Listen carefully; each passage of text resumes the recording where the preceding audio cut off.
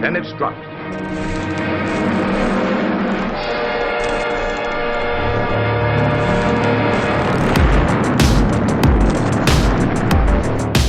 They call it Kamikaze, meaning the divine tempest.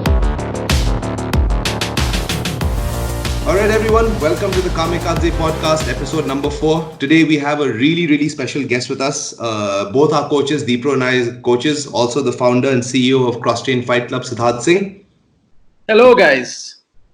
It's really nice to have coach here, and let's just get into it, yeah? UFC 249 main card. What a fight, ladies and gentlemen, what a fight.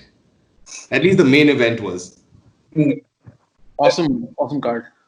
We'll just run down the basic from the card. No, we'll start from the first fight onwards and go on from there.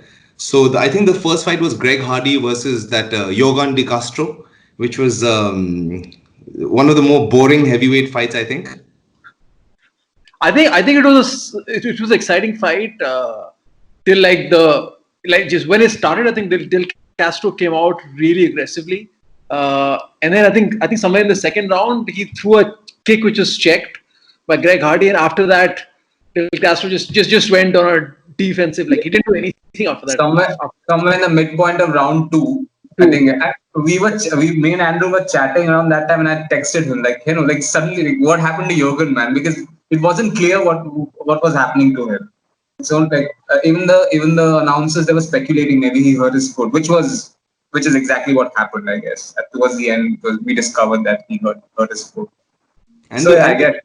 And the best thing about the fight was that it was so quiet that Greg Hardy could hear Daniel Cormier coaching him on the side. Can you imagine listening to commentators giving you advice? That's the funniest bit. Andrew, it was almost like Matrix Fight Night.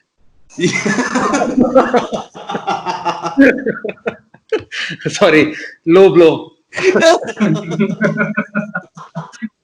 Sorry, but that's too funny. It's not even a low blow because it's actually kind of true. It was so quiet. At least the Dubai event was so quiet that these guys could hear us talking. I remember when I was commentating for the fights, one of these guys, I was saying something and the guy looked at me and did exactly what I said. It was the funniest thing ever. Yeah, I mean, I was sitting I was sitting on the other side of the cage, but I could hear Andrew commentate, so I could hear what he's saying, and so it was. And I had to scream on the mic because we just had a mic and no headset, so I didn't know what was happening. Yeah. And essentially this was pretty much like Matrix Fight Night only. Very quiet, very sort of no crowd around, no nothing, no cheers, no. It was a very serene moment. I've never seen that happen in the UFC. Yorgan had that really awesome line. What was that? In one of the prelim cuts, he said when. In the very first fight, who was it? Sam Alvey versus Brian Spann. Brian Spann let Brian Spann do nobody in the crowd. Yeah, nobody in the crowd. Nobody there. And no, but then I saw this one video where all the 3 commentators are talking to each other. Of course, maintaining social distancing, which is very smart of them.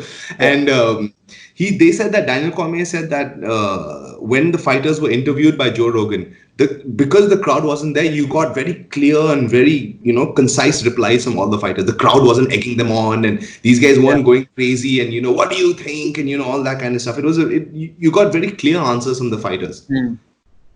Which is why I think even when I think, did he speak to Greg Hardy? I can't remember if he did interview Greg Hardy. No, I don't think he did. I don't think he did. He interviewed, the heavyweight fight was a little boring. So let's just go straight up to the next one, which is Calvin Kattar and Jeremy Stephens. Now that was a banger, straight up banger. That was a really exciting fight, and I think Jeremy Stephens came out, guns ablaze, man. He was really aggressive. He was chasing the opponent down, man. He was I've never seen that aggressive to start the fight. He was moving forward. He's controlling the center of the cage. But then leg kicks.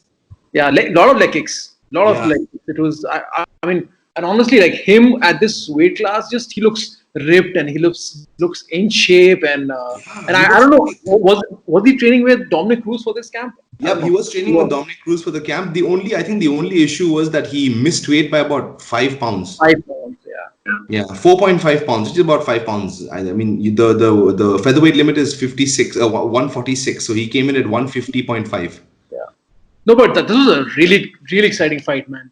Very technical as well. Very technical and very strategic. Obviously, you can talk about the finish of the fight, but I think it's as the fight went on, I think that's when Jeremy Stephens started to it almost seemed like he just played out his cards. Like he'd shown everything that he had trained for in the camp, and he probably expended everything that he had. He had no surprises left. Yeah. And then Calvin Kattar, as soon as that distance closed, I was watching the replay. He was throwing a punch, and mid-punch he changed it into elbow and then cracked him in the face, right across the left cheek. And Jeremy in the middle of elbows. Across, he got an elbow. It was just bad timing. Yeah, and if I'm not mistaken, I think this has only been the third time Jeremy Stephens has been stopped. He got stopped once by Yves Edwards, got stopped by Jose Aldo with a body shot, and then this is the final time he got. Like it's not easy to put Jeremy Stephens away. The guy's a killer. Like, say what you want about him. He looked very good. And so did Calvin Kattar, but they were like they came prepared. They came prepared. I mean. And Calvin Kattar is one of these like Massachusetts, Boston guys, just like hard-nosed, tough, like, one of those white boys that you don't want to fuck with, like those kinds of dudes he is. Yeah. And I think the referee was Jason Herzog, right? I think it was Jason Herzog. And he was like, okay, fine, Jeremy Stephens is still conscious. And then when he hit him with a second elbow and cracked his like entire head open, then he was like, okay, this is done. Like he took 2 or 3 extra punches and he was like, okay, done. Yeah, this was the fight where I really like not having an audience. You could hear every single strike. Oh, it was almost like you could hear the noise. Yeah, this is the fight I realized that fuck, like this is like people like we look at movies. We talk about movies and the sounds it makes you punch. Man, this fight card is where they need to take the sounds from. Like what a punch sounds like. Take it from this fight card. That's realistic. Like. Very realistic. I have a question. Like, you don't get to see as many elbows in high-level fights. I mean, some people specialize in elbows, like a Tony Ferguson or even Calvin Kattar.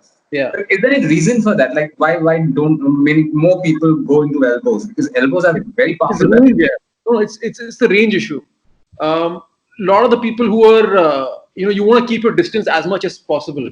For people who want to kickbox, you want to be in the kickboxing range, which is 2-arm distance. You maintain 2-arm distance.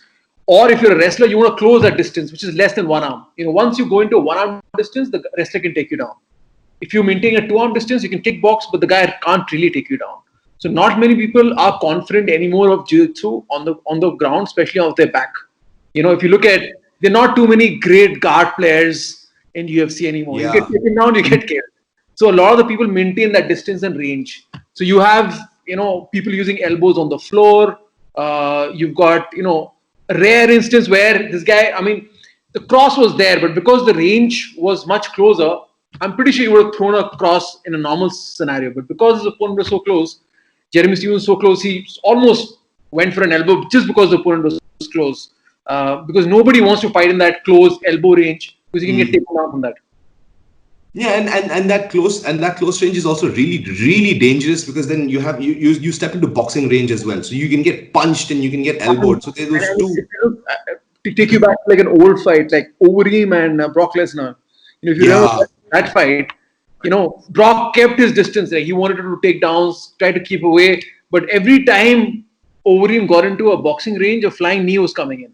Yeah, he just kneed him in the stomach. I remember he kneed him 3-4 times, and he was like, "Yeah, I'm done. I can't." And one like body kick, and he was like, "I'm done. I can't do this anymore." Yeah, it's that range of fighting that I think a lot of guys have not mastered as yet, which is maybe because of the fact that the takedown also is coming from that range, right? Like a guy can easily get under your hips and take you down. Yeah, but I don't think Calvin Kattar was worried about Jeremy Stephens taking him down at all. Like not at all. Neither of them were worried about takedown. This was a cracker banger of a fight. Yeah, swanging like bang, swanging banging fight. Like this is basically what it was, and it should.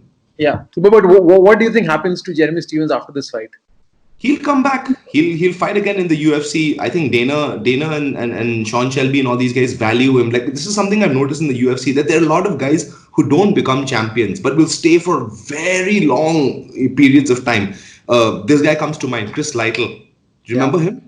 Yeah, He was never going to win a title, but the guy was in the UFC for like 15, 16 fights. Yeah, Jeremy Stevens has been in the UFC for like 13 years. So many years, man. A long time he's been around. He was there when the logo was different, when all the designs and all were different. Like, he's been around since then. Like, He was about to merge with the UFC. Yeah, exactly. He Around has that time. 30 plus fights in the UFC, if I'm not mistaken. Yeah, he's got a whole bunch of fights and 30 plus fights in the UFC. He's basically what we say, Purana Chawal, the pro. Oh shit! Oh, not that again. Old rice, as my dutiful co-commentator and MFN would say, old rice. He's an old school fighter, and he has that mentality as well of just like to come and blast you. Like, I don't think Jeremy Stevens comes with like game planning. He comes with an intention to just blast you out of the water, and that's what I think got him into trouble with a guy like Calvin Kattar, who's way crisper with his boxing, way crisper with his striking as well. Yeah. So we move on to the next fight. Then I think the next fight is Francis Ngannou versus Jairzinho Rozenstruik, which is an 18-second wonder. Like, the guy just kept battling, one shot done. Yeah, it was so funny. It was the fact that It was damn funny. Predator had been called out. Somebody called out the Predator, bro. Yeah. Like, they called him out. Why would he do that? And I remember him saying, he was like, I don't mind when people call me out, but you have to step in cage. I'm like, yeah, no shit, dude. Look at you, man. Like, I mean, what are you saying? 18 seconds, and the guy was undefeated. Yeah, and now I don't know if he's going to fight again or not, because I mean he's going to get checked for sure for brain damage, man. I mean, Yeah. That was crazy. He was out for a long time. Long time. The line there, like Andrew said, like he's talking to his long distance call with his ancestors. Asking for recipes and all. He's like, Acha, like, listen, how do we make jerk chicken? How do we make like palak paneer? Like, he was having conversations with his grandma, great grandfather and shit. Like, I'm sure he's lost a couple of memories, like 5th birthday gone, like 6th birthday gone. Like, So he wouldn't remember the fight now. Like, if you he did. I think I read somewhere that during the one of these journalists had spoken to him, and he said he doesn't remember what happened. He just remembers walking in. That's it. He doesn't remember getting hit. He doesn't remember throwing leg kicks. Nothing. That's a sign of concussion. Like, if you get hit on the head and if you forget the memory for the last few days, it's probably a concussion. It's I think it's 100% concussion. It's the same thing that happened to Ben Askren and Jorge Masvidal. He's like, I don't remember anything about that fight. I've never been punched that hard that I don't remember anything. I've been hit a couple of times by Jason and a few other people, but never that hard where I forget things. That was a vicious knockout by Francis. Vicious, man. And I was thinking while watching the fight, I was thinking, man, they've rebooted the Predator many times, the movie, and it sucked every single time. Yeah. I think they need to just take a army and place it in the forest and just have Francis Ngannou dressed up in that costume, one man and just no weapons, bro. Yeah. Just he knocked them out one at a time. Yeah, when he charged at Rozenstruik, he's like defense sab gaya bahar. He's like went blindly charging it. He knows that he touches. He is the true one touch death fighter in the roster. Like, he knows if he touches someone, they're gone. It's just very scary.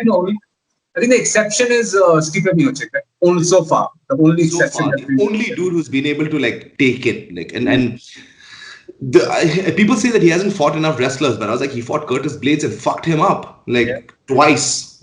So the guy is. He's what they call fear of a black planet. No, like, this is the dude. Like, fear of a black planet is this guy. Like, this dude is going to come and take your kid's wife, like your job, everything. Like, one of the most dangerous strikers I've ever seen in my life. Scary. And I don't know who. And because I think initially he fought a couple of guys because he was still quite inexperienced. I think he's probably been working his takedown defense, been working his ground. So he's becoming a real threat. Yeah. I don't know how many people want to take this guy now. Now when he's getting even better. Daniel was saying he wants to fight him. Yeah, and if Stipe doesn't show up, then he will fight Ngannou. I don't think he should. Then Stipe also replied saying that the DC fight is going to happen. He said he wants the DC fight. I think Stipe has got like a retina problem, which I think he's gotten fixed. Like some crazy injury. So, I mean, in terms of Francis Ngannou and working on his ground game, so the camp that he comes from, I can't remember what the name of the camp is. He trains with that guy, Cyril Gane, the tall, like another one, like 6'6", like 6'5", another one of these like French guys. Those guys train 70% on the ground now. They're like 70% grappling, takedown defense on the ground, which is why you see like these guys are hitting heel hooks and like arm triangles and stuff. Yeah, the Cyril Gane. So I don't know how these guys are going to stop him, like all these wrestlers. Who else is there apart from Daniel Cormier and Stipe to fight the guy? I think And Stipe. Rothwell, like, I think Stipe and DC need to fight each other. Stay safe. and then the winner gets Francis. No, also because even if they do beat Francis, imagine the punishment they would have had to take. Yeah. If Stipe and DC fight, they're both going to retire after that. Doesn't matter. I mean, it doesn't matter who wins or loses, they're both going to retire. Yeah, Stipe is going to retire champion. DC is going to retire as, he's like, I'm done. I'm going. I'm 40 years old. And if DC wins, then DC will obviously retire. He has been saying this for God knows how long. Yeah. And Stipe as well. I think Stipe will retire after that as well. I don't know. He has Like, I'm gonna go home. I'm gonna go home and spend my life with my beautiful wife. Like, I don't care about all this getting knocked to like Kingdom Come. Like, sent to like Arcturus, during the event, DC said, "Hey, John," and he says to John Alexander, "Hey, I'm not afraid of anybody." He said, "Hey, I'm not afraid of anyone." It's not like I'm afraid of it. The thing with DC also, like, I mean, if we're just looking at a future matchup, DC at heavyweight is dangerous as all hell. Like, superb wrestling background, doesn't let guys get. Derek Lewis, just stand up. That was his thing. No, he could not stand up again. Could not do it. The guy ankle picked him, dropped him, lateral drop, all sorts of stuff. Like, hit him with. I don't think he's ever seen wrestling like that. Yeah. I mean, not many people who fought at the wrestling might be good, but until you wrestle a Olympic level wrestler, you have no idea. Yeah, you have no idea. They have these little tricks and tips that they'll hit you with you've never seen in your life before. Yeah. Like, I remember the one time, it was the Daniel Cormier and Dan Henderson fight. Do you remember that trip he hit Dan Henderson with? And Dan Henderson is an Olympian and got blasted by DC. Like, so the caliber. Remember what he did to Josh Barnett? Yeah, he single-legged him and literally turned him into a roller coaster for 5 seconds. Barnett has been doing catch wrestling all his life. I mean, look at what Josh Barnett has been catch wrestling for again his entire life, and he could not stop DC's takedown. Stipe got taken down, man, held down an entire round.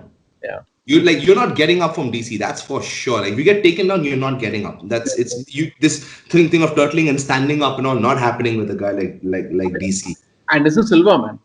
I mean, yeah, he couldn't get up. Do shit to him. Yeah, couldn't get up. And Anderson Silva has gotten up from a lot of guys, could not do it against DC. Lighter, stronger, faster, doesn't matter. He just clamps down, and you're like, how's this guy who's 5'11", just handling these dudes, man? Isn't Anderson Silva much smaller than DC, size-wise? Size-wise, he's a little small, but he's taller. By a couple of inches, not that. He's 6'1", 6'2", right? DC is 5'10", 5'11".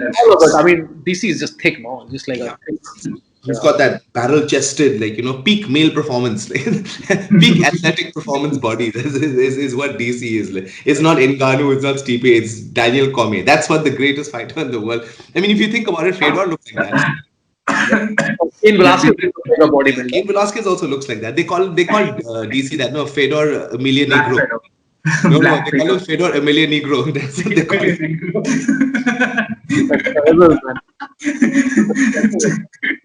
It's an insane fight. I would love to see that fight. Whether Ngannou fights DC or whether Ngannou fights Stipe, both fights are both fights are headline worthy fights, main card headline worthy. Apart from these two, who else is there in the heavyweight? Ben Rothwell, maybe. Who can? JDS. No, JDS is done. Yeah, JDS is done. JDS is. He doesn't want that in his life. Yeah. JDS is done with that shit. He's like, no, I don't want any more of this. I was reading about this. Apparently, Anthony Johnson says he might want to come back to heavyweight to fight. That guy is also another power puncher.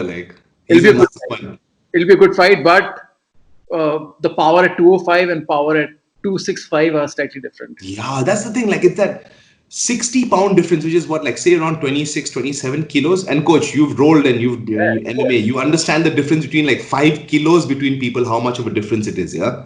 Like it's crazy sometimes. Like even when I've rolled with people who are just slightly heavier than me, and I feel it. I'm like, oh god damn! Like it's crazy. And so let's see. I mean, next, I assume that once the title picture is sorted, Ngannou's next in line. Yeah. We'll move to the next fight then straight up. We've got Triple Cringe, Henry Cejudo versus Dominick Cruz. A bit of an early stoppage. I mean, what do you guys have to say about that? Deepu, you go first. But Dominick Cruz was getting blasted in the face like for the longest time. Once he got him down and then started punching him, even when he was getting up, he was getting rocked. He was getting rocked. His head did bounce up the cage like at least once it did. Because the stoppage was early. Was Dominick Cruz hurt? I don't think he was hurt. He has taken shots like this before. Like his recovery deadly as well. He had experience definitely, and I mean he took Cody Garland's shot. Cody Garland was knocking out fools every left fight. And right, yeah. Yeah, he was knocking fools out. And Henry Cejudo is not a knockout artist. He's not. But I think it. I mean, I can compare it with the Jose Aldo Max Holloway fights, where despite the fact that Jose Aldo was getting hammered in the third round, both the third rounds, he was given a champion's what do you call it? Chance. Champion's chance. Yes, that's the word. That term was used. I think it was Big John Magadi. Like basically, he was given every chance to recover. Like up until the referee was like, dude, you can't do anything anymore. Then he stopped it. Almost a minute. This was the case. Gave Jose Aldo almost a minute. I think Dominick full minute of beating, yeah. Full minute. Jose Aldo's career was cut short because of those kinds of beatings, man. Like these are not like so. My only thing is that like if especially because it's a championship fight, you need to let it go a little bit longer, maybe just 5 seconds more. That's what in moments like these, that's what defines what a champion is. Like if Dominick Cruz had made a comeback from there, then his stock would have gone up. And if Henry Cejudo would still continue beating him and win the fight, his stock would have gone up as well. Also. So then that cements his legacy as well. Exactly. And there's no questions about the stoppage. No I really like what Dominick Cruz said about the referee. He was like, "These guys are like, I could smell cigarettes and alcohol on them." Which man? I mean, if that's the case. Oh, then if that's the case, then like I mean that guy should not be reffing at all. Then Keith Peterson. Keith Peterson, yeah, but that immediately like should, because like in Dominick Cruz himself, he said that he was working his way upwards. You know, Correct. He was not going downwards. In a fight, he was not falling down. He was on his way back up. And we've seen beatings, like real beatings where fights have gone on. Remember? He was just being tossed around from one side of the cage to the other and came back on the fight. You remember how many times he was knocked down? And I think he got knocked down 3 times in one round. Yeah. And then the next round got knocked down once more again. Which fight? I missed that part. Which fight? Frankie Edgar versus Gray Maynard. Both fights. Oh man. How many times he was dropped? So many times. What's his name? Czech Congo versus Pat Berry. Pat Berry. Oh yeah, that was another one as well. Both of them were dropped. They were just being dropped. One would get up, drop the other one get. So, man, and those were not championship fights, man. This is a championship fight. This is a championship fight. And again, look at the weight class. These guys are not the heaviest. You know, they're not the heaviest punchers. The lighter you go in the weight class, the less the power, the knockout power that these guys have. And again, when you're on the floor, ground and pound, again, the power limits. You know, when you're standing up, you can generate a lot more power. But when you're on the floor, on the knees, the power is massively reduced. So I definitely think like that was an early stoppage. And I think Dominick Cruz, honestly, was unlucky. But having said that, till that point in time, don't take that into consideration. He was losing the fight. Dominick Cruz was losing every second of that fight. Yeah. I think the issue really was that Dominick Cruz had not met an athlete that was either on his level or surpassed him, and which is what Henry Cejudo is. Henry Cejudo has been trained to win since he was a child. This is the guy that has been groomed to be a champion since he was a baby. Like, if you want to produce one of these athletes that fight, compete at the highest level since they were children, this is the guy. Yeah. Like the guy is an Olympic gold medalist, man. Like that's some of the most intense competition that you'll have in the world. 4 years, one chance you get, and the guy did it. His wrestling skills are beyond reproach, and now look at his striking. He's become a karate Cejudo, no? Very good. Very good. Cobra And Kai Cejudo. you did see Dominic trying to take him down, trying to grapple him. He did try it. He And did try, yeah. Dominic Cruz is very good at that knee pick takedown. Yeah. But man, he's No, not nothing doing. nothing doing. Nothing doing. Not with Henry Cejudo. You can't take the guy down. This is very tough to take him down. I That's think former champion, no? yeah, dude. And the thing is, I think the only guy that is going to give him trouble, at least if he continues. I mean, the guy he retired. God knows if that's a negotiating tactic or not. I think the only guy in the bantamweight division who gives him proper trouble is Peter Yan. Because his striking is very crisp and is incredibly tough to take down as well. Again, Dagestani dudes, like these guys, not Dagestani, Russian. Yeah, these guys they already have wrestling inbuilt in them. No, but I think I read in the news, I think just today, that that's the fight that's happening now. Peter Yan and Henry? Yeah. Oh, damn. I thought he retired, like. I heard it from one of my friends from Thailand. He covers a lot of MMA. So I literally just saw it like half an hour before the podcast started. That's the fight they're making. Damn, that's going to be a killer fight. Like, that'll be one to really watch. Because Peter Yan is also another killer. Like, that ass whooping he put on Uriah Faber was legendary. Yeah. That was a good ass whooping. A very good ass whooping. That was, you know what that was? That was a really satisfying ass whooping. Because look, Uriah Faber is a fighter and all, I don't. But the guy's an anti-vaxxer, man. Just watching an anti-vaxxer getting his ass beat is the greatest thing in the world. Like someone who's so dumb that they cannot see the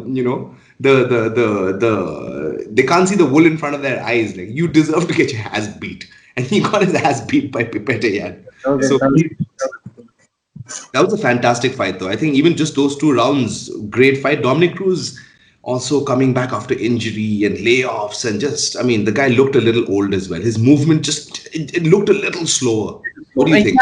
He has slowed down, man. I mean, you talk about, years and years of fighting and competing, and also people have now studied his game. So if you looked at how Triple C was fighting, he wasn't chasing Dominick Cruz. Never chased him. For Dominic to move back. As soon as Dominic came back into the range, leg kick. And As he soon took as he came to the range, he his was movement away. took his movement away. So those roundhouse kicks, and that's sort of the strategy now. A lot of these guys, they realize that they can't chase Dominick Cruz. If you chase him, you play his game.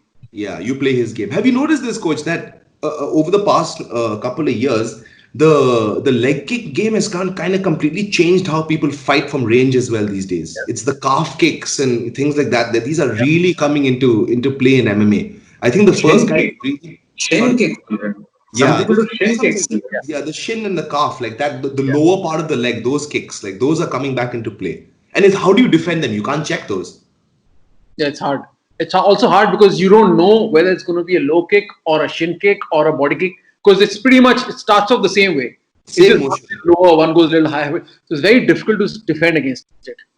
I remember the guy who really started this was Benson Henderson. He was the guy that really started using these kicks, and then most other guys picked it up. Like Jeremy Stephens also picked it up. Justin Gaethje, we'll get to that in a second. And what's next for Henry Cejudo? As you said, maybe Peter Yan or retirement. Either one of these 2 things.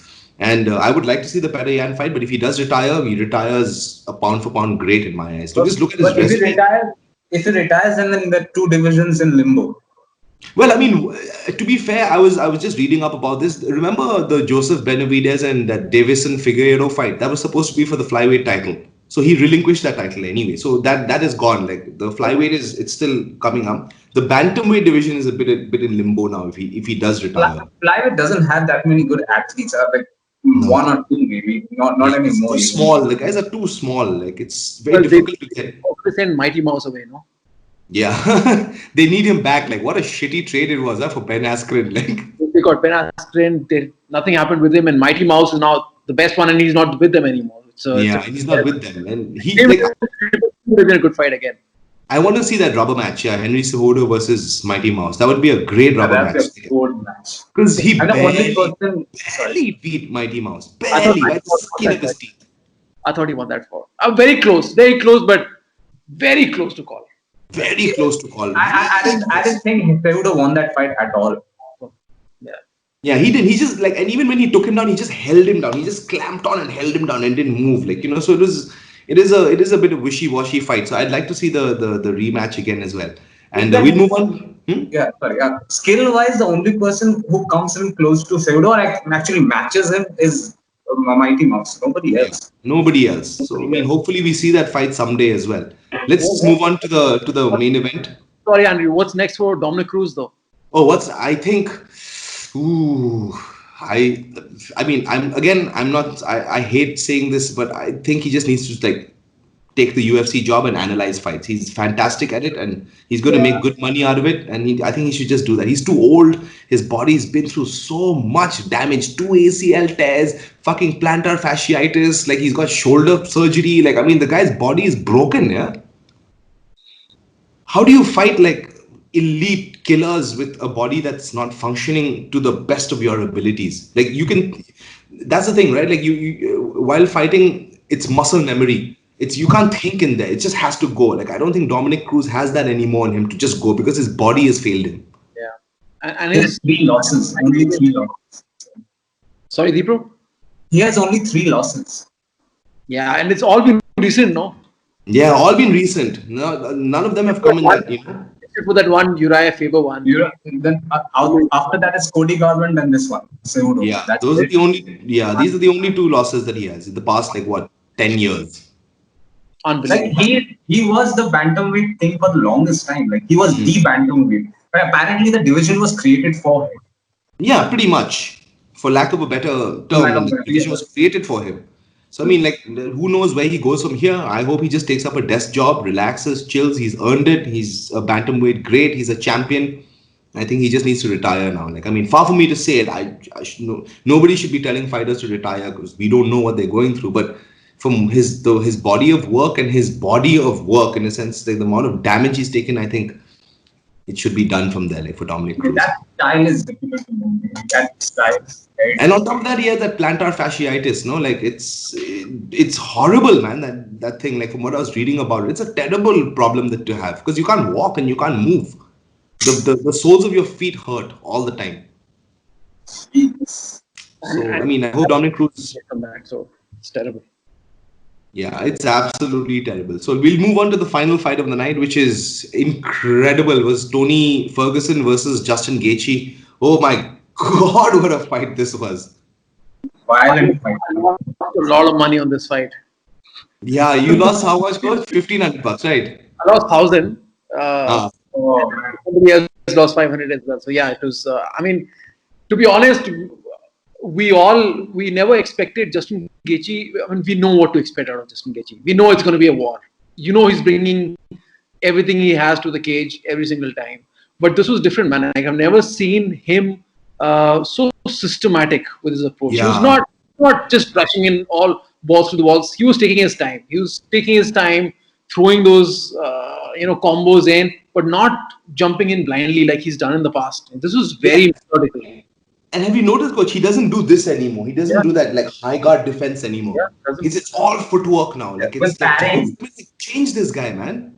He was parrying proper parries and shit. Yeah, he was parrying shots and like, I was like, what the hell? When the hell did Justin Gaethje start parrying shots? Like, and I remember between the 4th and the 5th, then when Trevor Whitman came up and he's like, the last time you got this comfortable, you got stopped. And you can see the bond between coach and fight, and he was like twice. Immediately, he was like twice. And he's like, you have to be sharp as a motherfucker. Like, and that's exactly what he did. I think was it the 4th round? 4th round was the one where he really put it on Tony. 4th round, his movement changed.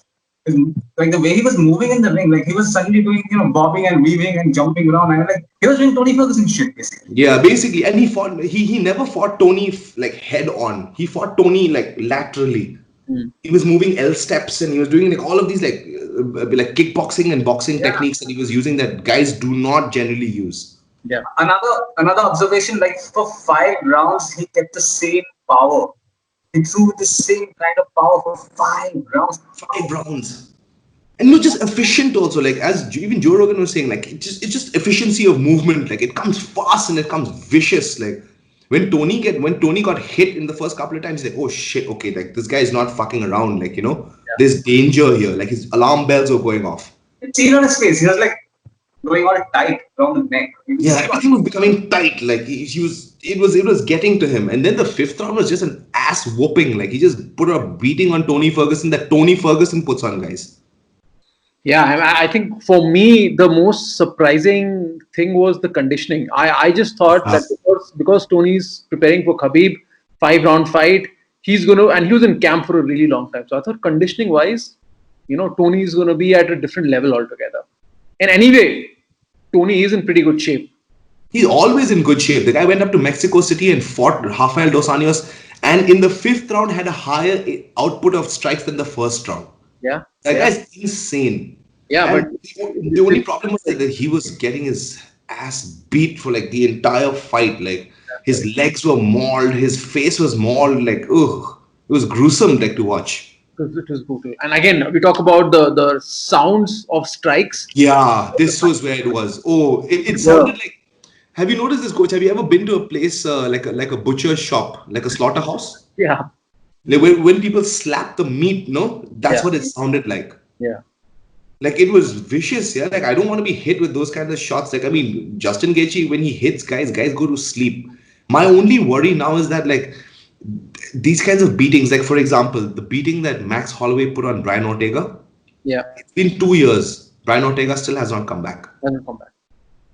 Like I don't know if Tony, like there's that video where Tony is dancing in hospital and all, but I don't know if his brain is in the right place after those shots, yeah. Because when he hit him in the fifth round, when he hit him right here, like it was this bit where he caught him with the jab, and you could see it. It was basically the Rory McDonald syndrome where he got hit. It's just like everything started hurting. Like that pain was just too much on a broken orbital bone. Like I've Coach, have you had any serious injuries where you felt the pain was just like unbearable? Yeah, so I broke my this here. Vital. Yeah, this one here. I was 16 then, and it hurt like hell. Like I was out for a really long time. Like I mean, it was boxing season, so that was towards the end of the year. So I think for good 6 months, 8 months, I could not let anything touch. Ooh, Jesus Christ! Just have this sensation of, it's a terrible feeling. So I mean, he can't now. I don't think he can spar for at least a year because anything, even like touching, it's gonna hurt like hell. Yeah, and it's one of the most important like bones in your body, right? The orbital bone, like it holds your eyes together. Like there is a reason why it hurts so much because you're not supposed to break that part of the body. Yeah. Right, like like if you break that part, like any more damage, like you go blind. That's the problem. Your skull is the thickest part of your body. The toughest part of your body is your skull, and if it breaks, holy shit. Yeah, and Justin Gaethje kept hitting him in that spot. Kept hitting him, right? And this is the thing about Tony Ferguson. I worry about Tony, like in the sense that he's too tough for his own good. He was too tough for his own good. Like there are guys who can take these kinds of beatings, but like for how long, The father time catches on to everybody. He's our age, right? He's like 30, 35, 36 years old. Tony's 36 years old. Dude, 36-year-old. 36 fighting in the lightweight division. Ooh, shit. Like, it's a recipe for disaster, man. Like, they were saying, Dustin Poirier next. I'm like, what the fuck? Do you want to kill the guy? Like, what is wrong with you people, man? Let Tony rest, man. Yeah, Dustin Poirier hits real hard as well. Like, same like Justin Gaethje, hits incredibly hard. I don't remember which announcer said it, but I think Luke Thomas also said it. Like it exposed some of the flaws in Tony's game that he should have covered those flaws long time back. Long time ago, like leading with his chin, yeah. Exactly, that part. So he always fights like he gets hit and comes back, and that has always been him for the last 12 fights or 13 fights, whatever fights. Okay. I mean, I was looking at a post. Last time he was defeated, there was no women's MMA. It was that long ago. Yeah, it was that long ago. This long, he has been fighting in that one particular way and winning.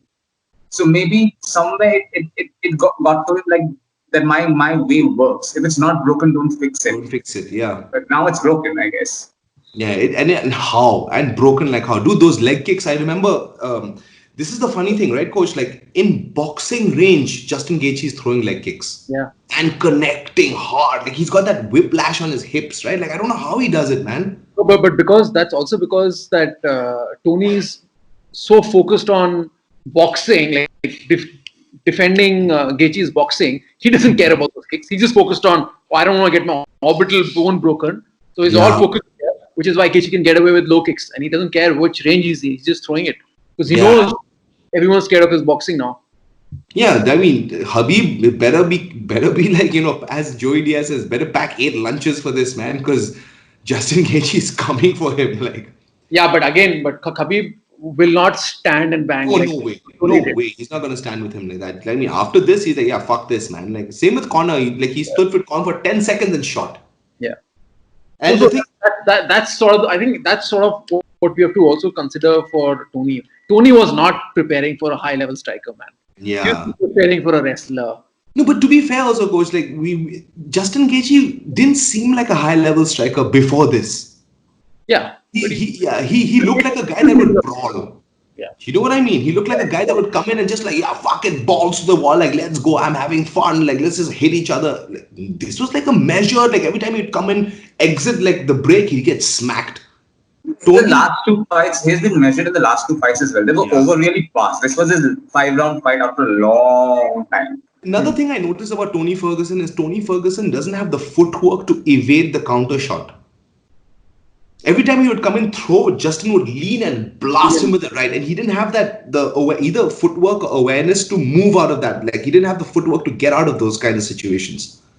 Yeah, so it just seemed he hadn't prepared for a striker, man. Yes. Honestly, it just seemed like he was still in the Khabib. Yeah, he was still in that mode. Like, he was still in Khabib mode. But like, I was really surprised he didn't try to take him down. But then, to be fair, it's not easy to take someone like Justin Gaethje down as well. Like, the guy is a... That's what, like, Eddie Bravo in the beginning of the 4th, he said, just shoot for him. Just Imnani roll him. And honestly, like, I just thought that's a brilliant advice because you can't take this guy down. It could be a surprise. Just go for it. You're getting smashed on the feet anyway.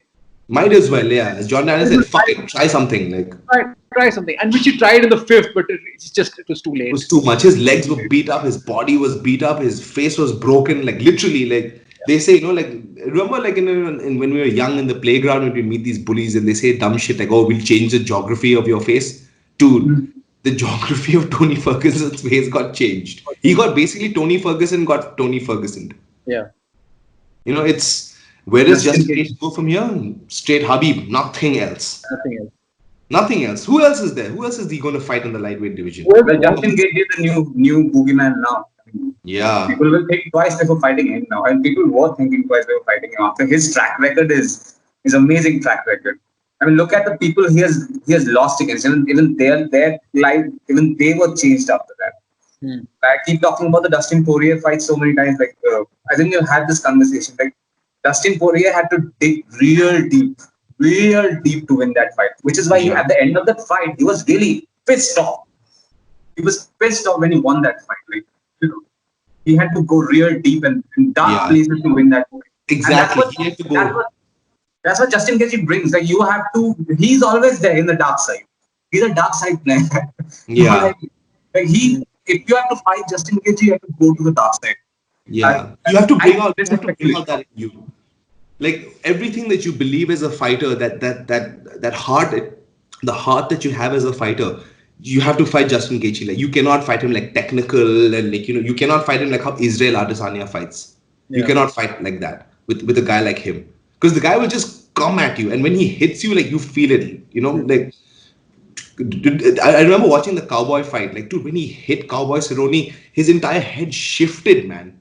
When he punched him, his head shifted like a little bit, like a Bharatnatyam dancer, like it went like a little bit towards the side and came back. And that was a vicious beating, and he put a beating on Tony Ferguson that I don't think anyone in history has put a beating on him like that. Only guy to stop Tony Ferguson, man, in the UFC. Only dude to do it. And the one common opponent that both of these guys have is Michael Johnson. Now, Michael Johnson is a very crisp striker, outstruck Tony. Yeah. But he could not do that to Justin. Justin dragged him into that dark side, the deep water, like the deep place, the scary place. Initially, actually, Michael Johnson did land a couple of good strikes. Yeah, he did. Dropped him once. Yeah, I dropped him once. but then With an uppercut. yeah, with an uppercut, yeah. But Yeah, then his he uppercut. woke up, he came back, and man, what a beating after that. Yeah, he's just like, and I remember the trash talk. You're saying, I eat my shithole. Well, you definitely ate your shithole after this. That's for fucking sure, man. He was not the same after that fight. This is the thing with Justin Gaethje. You are not the same person after fighting Justin Gaethje. I was reading the Twitter replies to Dustin Poirier, and these guys are like, "Yeah, man, my boy Dustin beat him comfortably." Dustin replies, "Like comfortably? Question mark? No, No. no. Like Justin his Poirier was limping in that fight. Justin Poirier was limping in that. Yeah, after the second round, he was limping. He's like, I can't take any more of this shit, man. Like, how do you beat a guy like that? Now, again, common opponent that they'll have like is Khabib. The way Khabib fought Dustin was just like didn't take a single shot, no damage, man. Yeah. Not a cut, not a bruise, nothing. Just took him out, choked him out. Like you could see it. Like I remember in the fight when when Dustin Poirier says, I can't get this fucker off me. That's when you knew it was over. So, He could not, like, he didn't even let him go to the dark side. He just kept pulling him back, tripping him, putting him down to the ground. Like, it's going to be a fantastic fight. Jesus That's Christ. the question, right? With how do you win against Khabib? That guy hasn't lost because his grappling is so out of the world. Out of the world control as well. Just controls guys and like keeps them in a advantageous position all the time. He's Conor can say whatever the hell he wants, but let's be fair, he outpunched Conor. He outstruck Conor. Yeah, he outstruck him as well. People say that the third round went to Conor. I don't think the third round. No, he was getting blasted in the third round as well, man. Okay, let's be fair. He was slapping him in the third round. Yeah, he has fight maybe 10 times now. So he did not outstrike Khabib. Coach, as a brown belt, what are the things you see in Khabib that make him so special? Like his grappling, especially. So he does a couple of things which are quite anti-jiu-jitsu. So there's one thing that he does. He does his double wrist control. So he's trying to pass your guard, from half guard or whatever. Like half guard traditionally, the way we teach you in BJJ is underhook, control the head, and do all that. He doesn't do that. He goes to half guard. He waits for you to turn sideways, and then he grabs the hand which you're going to use to hip escape or whatever. He grabs it. One hand goes behind your back, one holds forward. So the hand which you need to stand up and move out, he controls that hand. He uses that hand control to then kick your knees through, pass your guard. And you still have one hand control with which you would have otherwise gotten up. So you're totally stuck. So that's one thing that he does from a technical aspect. It's 2-on-1. A lot of boys at the gym does that, by the way. I've been on the other end. I've been on the receiving end, I've been at the giving end as well. The third gentleman in this conversation has done that to me, by the way, multiple times. After probably watching Khabib's fight, I have done that to a couple of people because I learned it from Andrew himself. So having said that, it happens there. Yeah, we've specifically at Crosstrain, like we realized that this is very good because a lot of the guys are learning jiu-jitsu now. So you've got to do things which wrestlers do to counter jiu-jitsu, and these are some of the techniques which are not in traditional BJJ. So if you look at Anshul, he does it. Punya does it. SK does it. They're all doing it because they understand that it works. Yeah. That's one. Another thing that Khabib does is that he puts you against the cage. He lets you sit up against the cage. So you're sitting up upright on the cage, and then he's going to triangle your legs.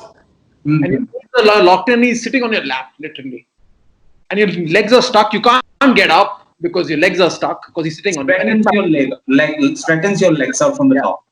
Yeah, he sits on top. Your legs are straightened. It's almost like someone ties your legs, and now you stand up against the cage. It's very hard, and if someone's beating you up, it's not a fun time. So that's sort of what Khabib has done. He's not learned jiu-jitsu. He's not become good at jiu-jitsu.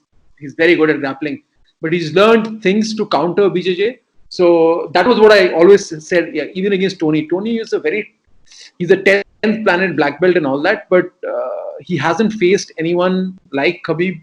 Also because you can train BJJ with BJJ guys. Things that Khabib does, you don't get that in the training room, man. Yeah, and the thing is, I was watching a video of his dad teaching like cage work and stuff, right? Like how to get people, how to get underhooks, or how to get behind guys, and it's like these weird techniques that nobody has seen. Like these guys. It's a Sambo thing. I don't know if it's a Sambo thing. Like no, it's not Sambo. It's wrestling. but they've sort of adapted. If you see now, all Americans, they always use American wrestling as a base because that's what is available. They only have American coaches to work with. The Russians have their own way. Like the Russian wrestlers, we talk about how good American wrestling is, but if you look at the Olympics, Russians are a lot more successful at the Olympics than the men. You know, best wrestler ever is Buvaisa. Yeah, and they do a lot of things which American collegiate wrestlers don't do. And actually, Americans are not. I mean, only the hardcore wrestlers even study that Russian style because they look at their own, stars, American stars, and study them. They don't necessarily study the Russians, and the Russians have a different way of approaching wrestling altogether. So these are these 2-on-1s. They are very Russian things. The way they do it. And again, Khabib's dad, the things he's showing are things that Fedor was doing a long time ago. Yeah, correct. So the old school MMA in Russia things that he's teaching. Yeah, and that's the thing also, like I think MMA and like this fighting culture has been part of the Russian identity for a very long time, like for at least 30-40 years it's been a part of their, from the beginning of like fighting they've been Russians doing this, like using sambo, using wrestling, using all these techniques. And let's not forget that Khabib has got a superb bottom game as well. Very rarely does he get put there, but when he gets put there, like I remember in that fight against Abel Trujillo put him down. Within 10 seconds, the guy was in an armbar, was threatening with a triangle choke. If the bell hadn't rung, like he would have gotten choked out by a triangle choke. It was tight, like. Yeah, there are actually a lot of BJJ tournament videos of Khabib. Like Khabib took it's like a perfect this is how you train a fighter. Send him for boxing tournament, send him for Muay Thai tournament, send him for sambo, jiu-jitsu. Khabib has done it all, man. He's very good at each aspect. Okay, maybe compared to these guys, boxing maybe is weak point, a little bit of a brawler. But once you add wrestling and sambo and jiu-jitsu and all of that, all of a sudden you're so scared of that his striking is dangerous as well. Then. Yeah, and the thing is he trains at AKA, right? And the one thing that AKA teaches guys is teaches wrestlers is how to strike. Like and think about this, man. Of all the people that Conor McGregor has fought, dangerous strikers, all this Jose Aldo, all these dudes he's fought, the only guy that knocked him down was a wrestler. Yeah. Who basically blasted him with that overhand right, and he saw stars after that. Yeah, Khabib is a very special athlete, very, very special athlete. And I don't know, Justin Gaethje, I was reading his statistics. He's been in the UFC for, I think he's had 7 fights. In 7 fights, he's attempted 0 takedowns. In his entire career, he's attempted 0 takedowns, 0 submission attempts. He just comes to bang with you. He's there to fuck you up. He has that attitude about him. I'm here to smash you in the head. There's a short video, a 9.5 minute video by SB Nation on YouTube, where it chronicles the life of Justin Gaethje, where they talk to his mom, they talk to his dad, his brother, and they're like, dude, this guy cannot be broken. You have to kill him to break him. His brain is just built like that. He's one of those dudes. So it's going to be a immovable object versus, unstoppable force. Unstoppable force. It's going to be one of those fights. I cannot wait for that fight. I seriously, let Ramadan be over. Let this Corona virus, Wuhan flu thing get over, and then we're going to see probably the greatest lightweight fight we'll ever see. Do it in Russia, man. Yeah, fuck it. Do it in Russia as far as I'm concerned. Rocky style. Go to Russia and take him out. If that's the thing. Can you imagine? Can you imagine if he went to Russia and took him out in Russia? Amazing. That'll be the story of this decade. Yeah, it would be. It would the guy undefeated, 28-0, his 29th fight. He says he's going to retire by 30. He wants 30 fights and then he's done after that. So he's got 2 more fights in him. One is Justin Gaethje. Holy shit! Close to your retirement. He already has his future mapped out. Right? Most of these high level athletes in Russia, Buvaisa Sadulov I was talking about. Buvaisa Sadulov, after he retired from wrestling, both him and his brother, they became ministry of some minister of sports in some province. Both so guys, I think Khabib has a similar fate planned out already. I think he has planned it himself and he has enough content. He's a big deal in Russia. He's the biggest deal in Russia, man. After the Conor fight, he got his stardom shot to stratospheric levels. He's the second most popular fighter in the world, dude. One, the first is Conor, the second is Khabib. Because everyone knows about Khabib. Yeah, Conor, everybody yes. knows about Khabib.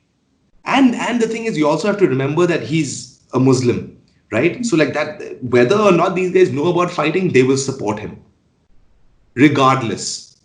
He's part of us. He's like a brother. Is he the only Muslim champion in the UFC? Right now, yeah. But He's there the have, only- I mean, there've been other. I think there've been other guys who've been maybe Muslim, but they weren't like as like how Habib is. Habib is very like, I'm Muslim. I fast and I follow the religion very closely. I don't think there's been anyone that has come close to him. In fact, he was one of the few European champions in the UFC. There've been very few of them. He's one of the few. There's been Bas Rutten. There's been Andrei Arlovski, Michael Bisping, European, and then Habib. Otherwise, I can't think of a European champion, off the top of my head. Many people came close. I mean, Gustafsson came close. Gustafsson came very close, but like he basically met the greatest fighter of our generation. It sucks that he met a guy like that. Bad timing. Bad timing and Two of the greatest fighters of our generation. Jon Jones and DC. And DC. Like, Jesus Christ, what a resume, man. Like, to have to fight those guys. Like, say what you want about Jon Jones. Yeah, he's the biggest fuck up in the history of like fuck ups. Like, that guy, like, I mean, dude, during a fucking quarantine, he's out shooting guns, getting drunk and shit. Like, what the fuck? The video of when the guy, like, the cop, he's asking him, "Oh, have you heard the gunshot?" Yeah, I heard it. Yeah. You're from there. Yeah. I think I heard something. Like, it's just out of his mind, dude. The thing with John is as well, talking about like great champions and guys who kind of like changed the sport of MMA. You cannot discount John. Yeah? John is up there. It's just that he's got so many. He's peerless inside the octagon. In the cage, very few people can touch him. But outside the cage, the guy is like the most perennial fuck up of all fuck ups, man. Who fucks up like him? He's like Tyson in his youth, no? Yeah, he's like Tyson. Exactly. He's basically gladiator type dudes, man. He's like one of those guys. Born in the wrong time, born in the wrong generation. No, not like that. Mike Tyson had legitimate psychological issues, okay, which he got over with copious amounts of weed and DMT. But with Jon Jones, is a bit of a sociopath. I think he has that sociopathic. But you can tell he's lying. He thinks that no one can tell he's lying, but you can tell he's lying. Yeah, he lies about a lot of things. Like, you can see this run of this championship run since end 2018 end. He's always God, and everything. After a point, you're see, you're lying out of your ass, man. Like, you're a great fighter, probably one of the greatest ever. But come on. Don't lie. When someone, okay, it's a completely personal opinion, but here's the thing: when someone goes God all the time, you're trying to hide something. Yeah, You're trying to hide something really bad. Okay, and what that's it. I think he's trying to hide the fact that he hasn't changed at all. This is just a show.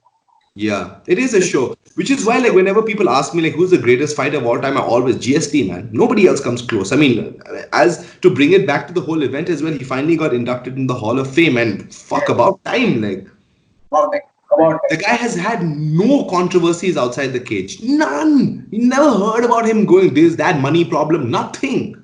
And inside the cage, again, peerless. Like, just beat 3 generations of welterweight contenders, man. Line him up, knock him down. Line him up, knock him down. And he's the only champion that I know of that has avenged his losses. Yeah. Only. He lost to Matt Hughes, Matt Serra. Both fights, he annihilated them when he came Retired, came back, got a championship again. Go on. Yeah, retired. Like, dude, he punched Bisping's eye out, man. Like, I mean, and then he was like, sorry, I do not want to say these dirty words. Sorry for cussing. What? Dude, like, why are you so nice, man? Like, I don't understand this shit. I wish they made Anderson Silva GSP in their prime. Oh, that would have been a fantastic fight. That would have been a beautiful fight to watch. But sadly, one of those, it's one of those like what if fights, you know? Back in that time, UFC was totally against like people switching weight classes. Yeah, they were 2 titles was like, oh my god, 2 titles, no. I think Conor came and like blew those doors open. He's like, fuck it, I'll be featherweight champion and get up to lightweight, be their champion too. Fucking crazy. Champ. He started it first, right? Like nobody else did it before him. Say what you want about Conor, but the guy revolutionized this whole like jumping and money fights. Yeah. Like otherwise, why would Dominick Cruz get Henry Cejudo? It's a fucking money fight for them, both of them. Technically, it should have been Petr Yan or Aljamain Sterling or even Corey Sanhagen, but no, it had to be Dominick Cruz because it's a money fight. So Corey Sanhagen still a couple of fights away. Yeah, Corey Sanhagen, I think maybe two more fights, and then he should fight for the title next. And like, who knows? Like this was a fantastic event, though. We have one more coming up on Wednesday, which is the 13th. Yeah, tomorrow. So for us, it'll be on the 14th morning. It's us that we're in the quarantine. We're stuck at home, nothing to do, so we can always watch these fights. That's the great bit about it. We should do a fight companion. Oh yeah, we should definitely do a fight companion. One of these days. You realize that means waking up real early. Yeah, but we wake up anyway. It's a real challenge. Like we'll have to wake up. But if you're all doing it, we can do the main card. We can definitely do the main card. That is one thing I definitely missed. Fuck that. Yeah, fuck prelims. Yeah, main card. Yeah, main card. No, that's one thing I really missed. Just talking to the guys in the group and with everyone chatting, like there's this, it felt good, like, you know, to have a live event, like a live fight event back. Like that atmosphere was fantastic. Like it felt good to talk about it with like people who know what they're talking about. Like, you know, it's not like some random dude on the internet. Like these are people you train with and who understand the technique and the sort of like all of that kind of stuff. I think it was a good event, and I can't wait for the next one to come as well. Like we should definitely look at doing this more. And I mean, as Kamikaze and from Lockdown said, we should definitely collaborate more with this. I think this podcast has been fantastic. Like the kind of content that we're just coming out with, I think it's great. Yeah, hopefully a lot of people watch it, and you know, because a lot of podcasts now, because people nobody has anything to do. Yeah, a lot of podcasts, and I tried to see a couple of them, and oh my god. MMA podcasts. And They're terrible. Especially the Indian ones. I saw one with, I'm going to call their names out, man. Those fucking Arjun Chilpalkatti, whatever his name is. And that. Holy shit. Which one is the guy calls it. Huh? Which one is this? This is the Sony Live wala, the Sony podcast. Man, they know nothing. Why are they even there? Get some real fighters. I mean, get some real fighters. These guys don't even train. They don't even train. Like Arjun Chipalkatti has never trained a day in his life. He has no idea what is what. So like there's no point like, you know, getting these guys to talk. It's just it was ludicrous listening to these guys talk about technique and they have no idea. It was horrible. I think what we have to really do is, and I think me and Andrew we've spoken about it, man, for us to get to that next level is you just need to be consistent, man. Mm-hmm. Like what these guys do, like we started our roundtable, MMA roundtable, how many years ago, bro? Yeah, coach, that was like 2016 we started, no? 2016 we started. Can you imagine had we still been doing it? Like we would have had an awesome following. No, that was tough as well because I think the two guys that were also with us, which is Rajiv and Vaughn, like they went separate ways. No, like one had to do SBL and SFL, and the three of us, we can continue doing this for as long as it takes. Yeah, and I think consistently we just keep coming out with more content. I think if we stay consistent, man, it's going to get noticed for sure. It will. Coach realized this. It took us 2 years to get this. Working. We have been talking about a podcast since 2017, actually. Not even 2018. We're getting stuck in the Gurgaon highway. We're like, let's do a podcast, man. That's because we had time back then. But it still took us good 2 years to get this working, get this flowing. You know what? If we put a time in that we're doing a live show or whatever, like why? Then because both of you are going to be there. If you get more guests, we'll get them. So it's more of an incentive that these my friends are waking up. I got to wake up and cover this. Yeah, you know, I think correct. No, and next time as well, like, you know, coach, we'll do this more and we'll call other fighters. We'll call Punya, maybe speak to Anshul, like all these guys, get their input as well about all these things. Preview Indian fights, just consistency. We just got to keep doing this, is what I think. Yeah, cover all the fights because actually a lot of people are doing it, but they don't know what they're talking about. But Andrew, like honestly, like in terms of MMA history and knowledge, I don't know anyone in Indian MMA who knows more than you. Like in terms of who's fought. Thank you, Mitch. Really appreciate it. So I think that people need to see. You know, people need to see that how much how much you know, and you don't need to go through your notes to find out who fought whom. You just know it, man. Yeah, it's just in my head. Like, it's just, I know who's fought who since I think 2001, 2002. Like, I've had that in my head. So thanks for the compliments, coach. I really, really appreciate it. Especially I know. Ask Deepo, man. Deepo, do you know anyone else who knows the facts just like that? That is true. I mean, this guy knows a lot. Way too much. I think I know way too much. This shit's in my head. Like, who was the referee? Who did he? How many fights has he refereed? And who was the judge? And fucking, you know everything, bro. It's amazing. It's because I truly love the sport. Like, there's nothing in this world as far as sports is concerned that I love more than fighting. It's the only thing that speaks to me because it's so real, it's so raw. Like, I can't watch cricket, I can't watch football, I can't watch hockey, I can't watch any of these other sports. Like, the fighting is the only thing that gets me going, and plus the fact that I have both you guys as my teammates and my coach, like, these things also really help. And I'm hoping that maybe in the future this continues and this sort of becomes a better thing. I mean, the lockdown probably is going to get extended a little bit more. It's going to be lockdown 4.0 after we heard Metro today. So it's going to be a little bit more of this. So hopefully we can get this going as well. And I think we'll end the podcast here. It's been about an hour, 6 minutes. It's been a fantastic conversation with you guys. Next time we'll get back to this, coach. We'll do a live fight companion or something. We'll talk about it more. But for now, thank you so much, guys, for joining us. I would really like to thank our guest, Siddharth Singh, for joining us. Thank you so much, coach. Thank my co-host, Deepro, as well. We'll see you guys next time on the Kamikaze podcast. Thank you so much, dudes. Thanks, guys. Have fun. Bye. Thanks, Deepro. Bye, bro.